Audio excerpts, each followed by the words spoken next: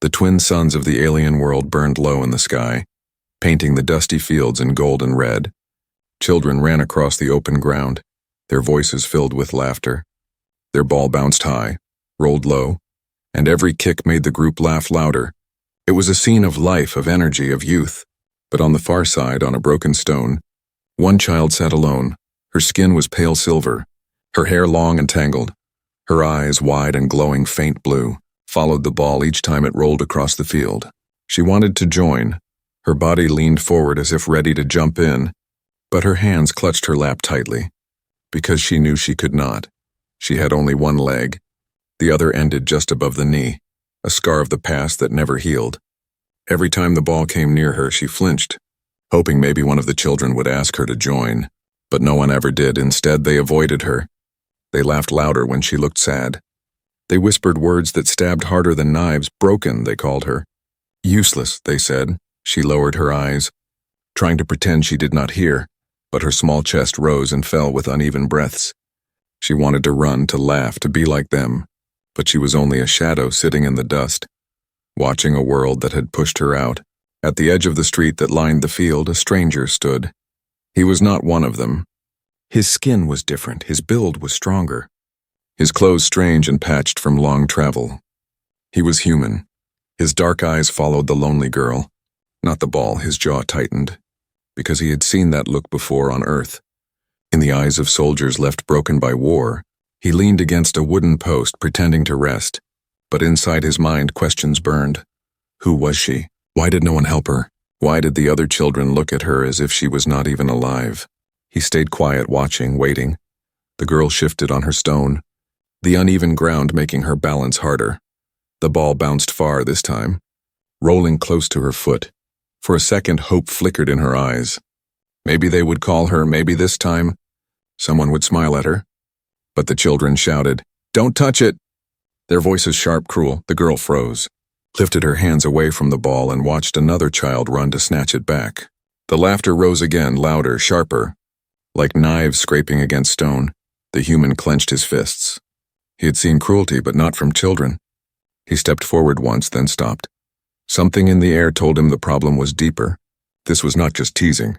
This was a rule, a custom, something built into this colony's cold heart. The girl's shoulders sank lower. She stared at the dirt, her fingers digging lines in the ground as if she wanted to disappear. She whispered something, too soft for the children to hear, but the human caught it. "I wish I could run." Her voice broke, just like her heart had been broken long ago. The twin suns sank lower, and the shadows grew long. Still the human stood, silent, but his mind was no longer at rest. He could not leave, not after hearing that voice. He had traveled far, seen strange worlds, met cruel aliens, but something about this child struck him deeper than all of that. It was too familiar, it was too human. The children played until the dark began to fall. Then they scattered, their voices fading into the town. The girl remained alone again. Her hands hugged her thin body, protecting herself from the cold wind that came with the night. No one came for her. No parent, no friend. The human's boots crunched softly as he moved closer.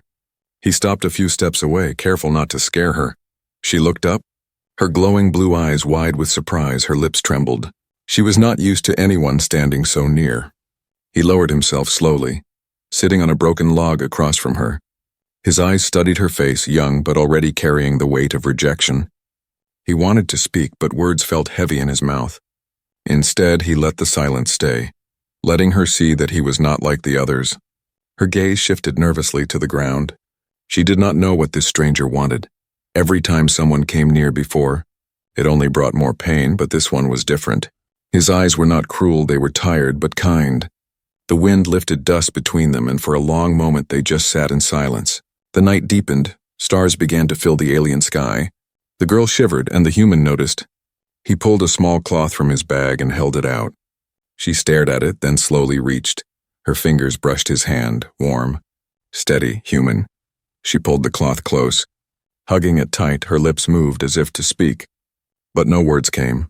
Her eyes, though, said everything. Fear, confusion, and a tiny spark of hope. The human leaned back slightly, his thoughts racing. He knew now, this was not just another planet. Not just another stop on his long journey. This was the beginning of something he could not yet name. The girl with one leg had been invisible to her people, but to him she was impossible to ignore, and in that silence under the alien stars, a promise was born. He did not say it aloud, but it burned in his heart. He would not let her stay broken. He would not let her story end on that stone. Watching others live, the morning sun rose, shining on the colony's narrow streets. The human walked slowly, his boots kicking up dust as he moved. His mind was not on the road ahead. It was still on the girl, the lonely child with one leg. He could still see her sad eyes, hear the whisper she had spoken. I wish I could run. He needed answers. Why was she left alone? Why did the other children treat her as if she was less than nothing? In his heart he felt something was wrong. Not just with the children, but with the whole town. At the corner, he saw a small food stall, steam rising from bowls of alien broth. The owner, an old alien man with scales along his jaw, watched him carefully. The human stepped closer, bought a bowl, and then asked in a calm voice, "The girl by the field with one leg, who is she?" The stall-keeper's eyes shifted left and right. He lowered his voice. "You should not speak of her." "Why?" The human pressed. "She is cursed," the man muttered. "Broken from birth, no use to the colony, no use to anyone. Our laws are clear. Only the strong are allowed to be cared for. The weak must survive alone or not at all." The human's hand froze on his bowl. His stomach turned with anger. He stared hard at the stall-keeper. "She is just a child." The old man did not flinch. His voice carried years of cold belief. "A child who cannot work, cannot fight, cannot carry weight, is not a child. She is a burden. That is the way of this town." The human's jaw tightened. His mind screamed against those words. On Earth, children like her would be protected, cared for, given every chance to live. Here they called her cursed, useless, worthless. It was more than cruelty, it was law. He finished the broth quickly, though the taste felt like ash in his mouth. He walked deeper into the town, listening, watching. Every time the girl's name came up, voices dropped low. Some laughed at her. Others shook their heads, but no one spoke with pity. They had all accepted this way of life by midday. He reached the central square. There, the elders of the colony sat in long robes of black and green. They spoke of trade and defense, their words heavy with pride. He stood at a distance, his face shadowed by his hood. His mind burned with a single question. What kind of people abandon their own children in the name of strength? Then he saw her again. The girl limped through the square, balancing on her crutch, trying to carry a small basket of dried roots. The crowd parted, but not with kindness. They stepped away as if she carried disease. Some whispered insults as she passed. Her hands shook under the basket's weight. Yet no one offered help. The human stepped forward. But she shook her head quickly, her eyes wide with fear. It was not fear of him, it was fear of the people, of what they would say if she accepted kindness. He stopped, letting her move past, but the image seared into his mind, her small body trembling, her eyes filled with shame. Later, as the suns dipped low again, he found her sitting by the same broken stone. Her basket lay empty now. She hugged her knees, staring at the ground. He approached slowly, sat across from her, and for a long moment neither spoke. Finally, she whispered, "Why are you here?" His voice was steady. "I saw you yesterday." Her lips curved in the faintest sad smile. "Everyone saw, but no one cared." "I care," he said simply. She shook her head. "You don't understand. In this town, if you are weak, you are nothing. My parents left me. The elders told them to. No one will help me because helping me breaks the law." The human's chest felt heavy. He thought of his own home, of children playing freely in the streets of Earth, of mothers holding babies close no matter their weakness. He looked at her and said, "On my world, a child like you would be protected. Not abandoned." Her eyes widened slightly, but then her face fell again. "Your world sounds like a dream." "But dreams don't live here," a silence followed, broken only by the wind rustling the dry grass around them. The human's mind worked fast. He knew the law of the colony now. He knew the cruelty they called strength, and he also knew he could not walk away. He leaned closer, his voice low but firm. "Listen to me, you are not cursed, you are not broken. You are alive, and that is enough. Do not believe their lies." Her lips trembled, a tear rolling down her silver cheek. No one had ever spoken such words to her before. For the first time in her short life, she felt something strange. Hope. Fragile but real. As the night came, the human returned to his small rented room. His eyes fell on the tools in his pack, old metal pieces, wires, gears he had carried from world to world. A thought began to form, clear and unstoppable. If the colony would not help her, then he could build something. Something they had never seen. He clenched his hands, the decision blazing inside him. The silent town had its cruel laws, but he had his own. No child would be left behind, not while he breathed. The next morning, the streets of the colony were busy again. Merchants shouted prices, children carried baskets, guards stomped their heavy boots as they passed by. But the human was not watching the crowd. His eyes searched only for one small figure, the girl with one leg. He found her near the corner of a food stall, standing awkwardly on her crutch. Her thin frame shook as she waited in line. Her hand clutched a small coin, the only one she had when it was her turn. The stall-keeper looked at the coin and sneered. "Not enough," he said. Pushing it back, the girl's face fell, her stomach growled. She lowered her head and turned to leave. Before she could take a step, a hand reached past her. A human hand, strong and rough, placing 2 bright coins on the counter. "This will cover it," the human said, his voice calm but firm. The stall-keeper frowned but accepted the money, sliding a hot piece of bread and a small cup of broth toward the girl. She froze, her glowing blue eyes staring at the food. Then at him. "Why?" she whispered. Her voice shook as if she could not believe it. "Because you're hungry," the human replied simply. He picked up the bread and held it out. She hesitated, her hands trembling. Her people had never given her kindness, not once. Every time she accepted something before, it ended in laughter or pain. But the look in his eyes was different. Steady, kind, patient. Finally, she reached and took the bread, her fingers brushed his, and she quickly pulled away as if afraid. She bit into the bread and warm tears rolled down her cheeks. It was not just the food, it was the feeling that someone cared enough to notice. The human sat on a low step nearby, watching silently as she ate. The children who had been mocking her yesterday now stood at a distance, pointing and whispering. "Look, the stranger feeds the cursed one. Maybe he doesn't know she's useless," they laughed. Their voices sharp. The human turned his head slowly, his dark eyes meeting theirs. His gaze was cold, hard like steel. The children froze, suddenly quiet. They felt something in his look, something that made their small hearts beat faster with fear. Without another word, they scattered, running back toward the square. The girl wiped her tears, whispering, "You should not have done that. Now they will mock you too." The human gave a faint smile. "Let them try," she shook her head, her silver hair falling into her face. "You don't understand. Here, helping me is like breaking a rule. If the elders find out, they will punish you, maybe even cast you out of the town." The human leaned forward slightly, his voice low. "I've been cast out of many places before. I can live with that, but I cannot live with seeing a child starve in front of me." Her eyes widened, and for the first time, she believed he was not lying. Later that day, the human walked with her along the dusty path that led to the edge of the fields. Her crutch tapped against the ground, every step a struggle. He noticed how the stump of her leg was scarred. Untreated, the skin looked painful, and yet she never complained. She had learned to endure in silence. His mind began to work. Old memories returned, his years on Earth.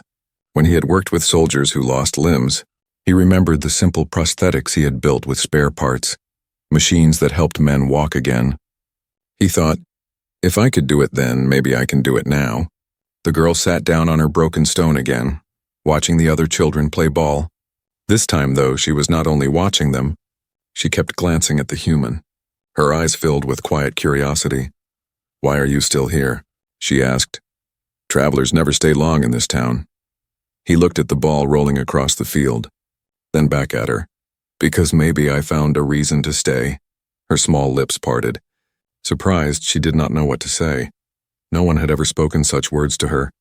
She hugged the bread he had given her earlier, as if holding on to proof that this moment was real. The human leaned back, his eyes fixed on the horizon. His mind was already moving toward a plan. If he could gather the right tools, the right parts, he could build her something, a leg. Not perfect, not fancy, but strong enough to let her walk, maybe even run, but deep inside he knew the risk.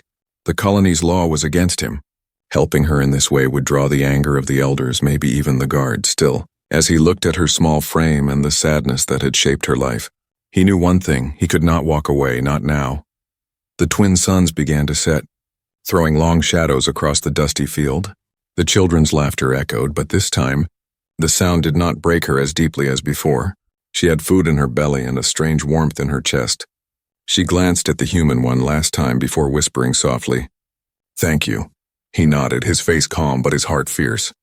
He had taken the first step, a small act of kindness, but he knew it was only the beginning soon. He would take a greater step, one that could change her life forever. And as the stars blinked awake in the alien sky, the human's decision hardened. He would not only feed her, he would give her back the gift her people had stolen. Her chance to stand, her chance to live, her chance to run. The colony fell quiet as night covered the sky. The twin suns sank, leaving only cold stars and the pale glow of the moons. Streets that were busy during the day now stood empty. Doors closed, lamps dim. Only the sound of wind brushed against the wooden walls of the homes. In a small rented room at the edge of town, the human sat alone. A single lantern flickered on the table, casting long shadows. He had pushed the table against the wall, and on it lay pieces of metal, wires, old gears, and scraps he had collected from markets during his travels. Some were from machines no longer used, others from broken tools he had bought for almost nothing. He leaned forward, his hands moving carefully. Every strike of his hammer was soft, controlled. He was not building a weapon, not a tool for war. He was building hope. The sound of clinking metal filled the room as he shaped the first piece. His mind replayed the image of the girl's scarred stump, the way she struggled with every step, the sadness in her eyes when she watched the others run. That memory gave his hand strength. He paused, wiping sweat from his brow. His fingers ran over the half-finished design, lightweight but strong, a frame that would attach to her stump without causing more pain. He whispered to himself, "It must work, it has to." Outside, footsteps echoed faintly. He froze, listening. The colony's guards often patrolled at night, suspicious of strangers. He covered the pieces quickly with a cloth and leaned back. Pretending to rest, the footsteps passed, fading into silence. He exhaled slowly. He knew if they discovered what he was building, there would be trouble. The law of the colony forbade helping the weak, and this would be seen as rebellion. The night grew colder, but he did not stop. His hands moved until his lantern burned low. He shaped joints that could bend like a knee, rods that could lock into place. Even without advanced machines, his knowledge and experience guided him. It would not be perfect, but it would be better than nothing. It would give her a chance to stand tall again. A soft sound came from the window. He looked up sharply. His eyes caught movement, a small shadow. The curtain shifted, and there she was, the girl, her glowing blue eyes wide as she peeked inside. For a moment she said nothing, then whispered, "What are you doing?" He hesitated, then slowly lifted the cloth, showing her the pieces of the prosthetic leg. Her breath caught. Her small hand gripped the window frame. "That is for me?" He nodded, his voice steady. "Yes, but you must not tell anyone, not yet." Her eyes shone with disbelief. "Why would you do this? You know it is forbidden." The human leaned closer, his voice low. "Because no child should be forced to crawl through life. Because you deserve to run, to play, to live." Tears filled her eyes. She pressed her forehead to the wooden frame, whispering, "No one has ever said that to me." Not once. He looked at her, his face calm but determined. "Then remember it tonight. You are not cursed. You are not broken. And soon you will stand." The girl's lips trembled. She wanted to smile, but fear held her back. Still, the tiny spark of hope grew inside her chest. For the first time, she dared to imagine herself walking again, maybe even kicking the ball like the other children. She stayed at the window, watching as his hands moved again. He filed the metal, tightened bolts, shaped the pieces until they looked less like scraps and more like something alive. The lantern light reflected in the polished surface. Gleaming like a promise, the hours passed, and the room filled with the smell of oil and heat. His movement slowed, but he did not stop. The girl leaned against the window frame, her eyes growing heavy with sleep, but she refused to leave. She wanted to see this miracle with her own eyes. When the first light of dawn touched the sky, he finally set down his tools. Before him lay the frame of the leg, not complete but real. The girl gasped softly, her hand covering her mouth. It was not just metal, it was a chance, a dream. He turned to her, his face tired but filled with resolve. Tomorrow, you will try it. Her heart pounded. Fear and excitement mixed inside her. She nodded, her voice barely a whisper. I will. The human cleaned his tools, covering the leg with cloth once more. He knew the risk was greater now. If the colony discovered this, they would see it as an insult to their way of life. But he also knew there was no turning back. As the suns rose and the town woke, he blew out the lantern. His room looked ordinary again. But hidden beneath the cloth was something extraordinary. A symbol of defiance, a symbol of compassion, and outside, as the girl limped back to her broken stone, she held the secret close to her heart. For the first time in her life, she felt like tomorrow could be different. Tomorrow, she might not just watch the game, she might join it. The day broke with a pale light spilling over the colony. Merchants were opening their stalls, children were rushing toward the fields, and guards were beginning their patrols. But inside the human's small rented room, the world felt still. The girl sat nervously on a wooden stool, her hands twisting together in her lap. Her glowing eyes darted toward the covered shape on the table. The human pulled the cloth away, revealing the prosthetic leg he had worked on all night. The metal shone faintly in the morning light. Its joints were smooth, the frame strong yet light. It looked unlike anything the colony had ever seen. The girl gasped softly, her lips parting. It is beautiful, she whispered. The human crouched in front of her, his voice steady. It may not be perfect, but it will carry you. Do you trust me? Her hands trembled, but she nodded. Yes, carefully. He lifted the leg and fitted against her stump. He worked with gentle precision, tightening straps, adjusting the frame until it held in place. She winced at the pressure, but when he asked if it hurt, she shook her head. No, it feels strange but not painful. He stepped back, his eyes serious. All right, try to stand, her heart hammered in her chest. For years, she had only balanced on one leg and a crutch. The idea of standing with two felt like stepping into a dream. Slowly, she placed her hands on the edge of the table and pushed herself upward. Her new leg pressed against the ground, wobbling, uncertain. Her breath caught. The human's hand was ready at her side, steady but not forcing. You can do it, he said firmly. She stood trembling, both legs beneath her, for a long moment. She froze, afraid to move, her whole body shook. But then she shifted her weight and the leg responded, bending slightly at the knee like it was part of her. A sound escaped her lips, half sob, half laugh.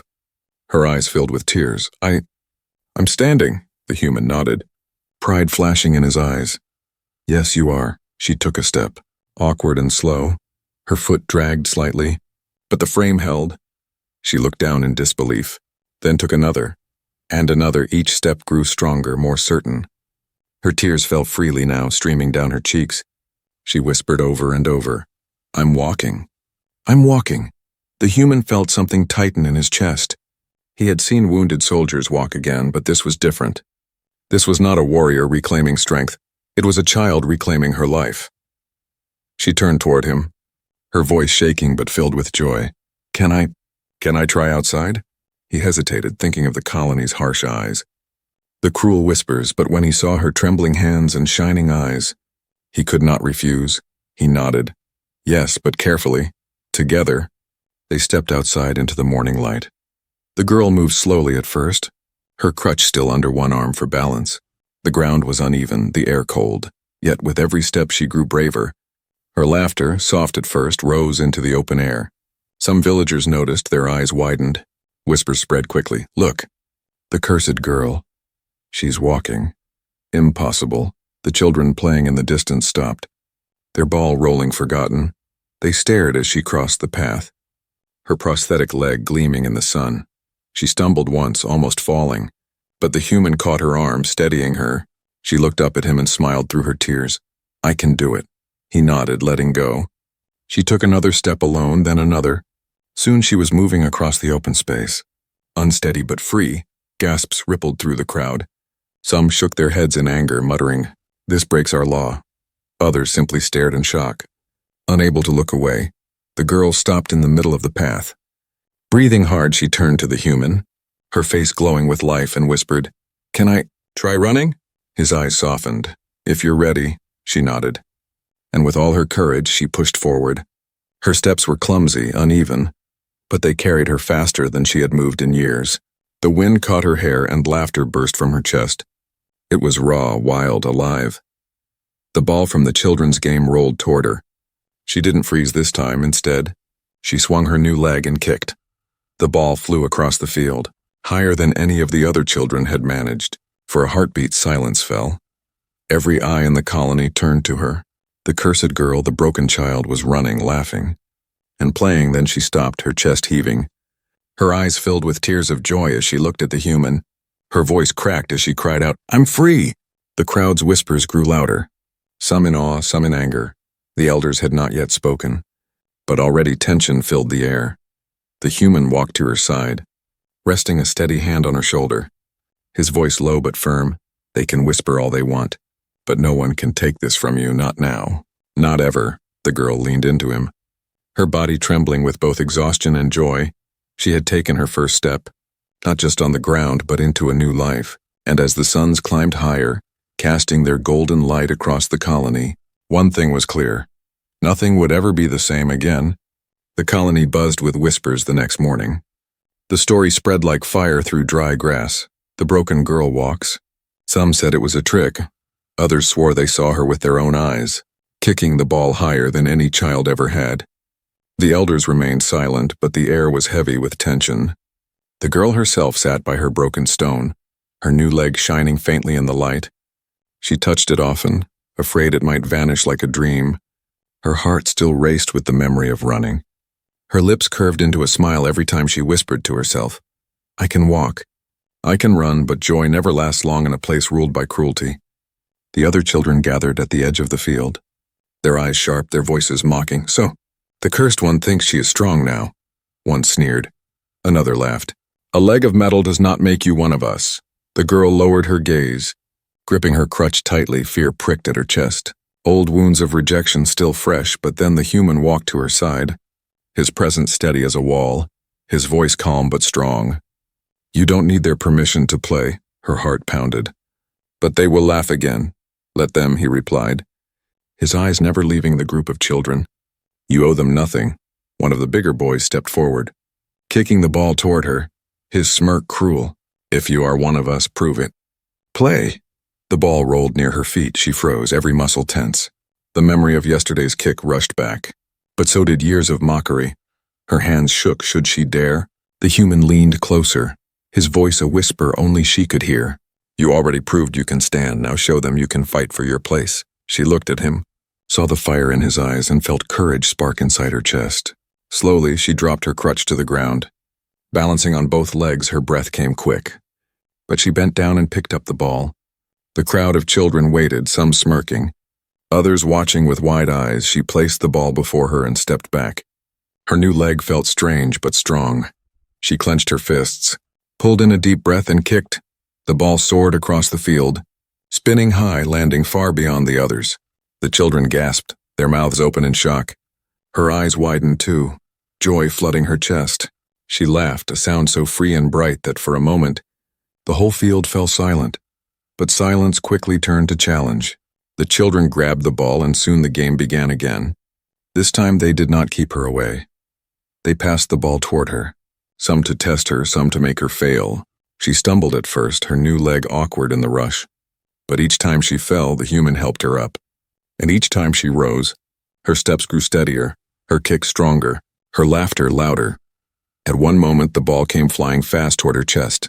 She braced herself, caught it awkwardly, and kicked with all her strength. The ball shot forward, slamming into the goal made of 2 broken posts. The children erupted with shouts, half amazed, half angry. She shouldn't be able to do that. One cried, "It's not fair." Another yelled, but others looked at her with something new. Respect. The girl's heart soared for the first time. She was not sitting on the side. She was inside the game, running with the others. Her prosthetic leg gleamed under the suns, a symbol of defiance against the colony's cruel law. The human watched from the sideline, arms crossed, pride burning in his chest. He had seen many victories in his life, but none as pure as this. A child laughing as she kicked a ball, free from the chains of despair. Yet as the game grew louder, the crowd around the field grew larger. Adults whispered, pointing. Some shook their heads in disapproval. Others crossed their arms with scowls. The law was clear. Weak ones were not meant to rise, and yet here she was, rising higher with every step. Then from the edge of the crowd, a voice boomed cold and sharp. Enough! The ball froze mid-play, children stopping in fear. The elders of the colony stood tall, their black and green robes heavy in the wind. Their eyes like steel as they looked at the girl. The crowd fell silent, even the wind seemed to pause. The girl's heart pounded as she stood in the middle of the field. Trembling, her hands clenched into fists, her new leg pressed firmly against the ground. She did not want to hide, not anymore. The eldest elder stepped forward, his voice hard. Who gave her this? Who defied the law? The human moved before the girl could speak.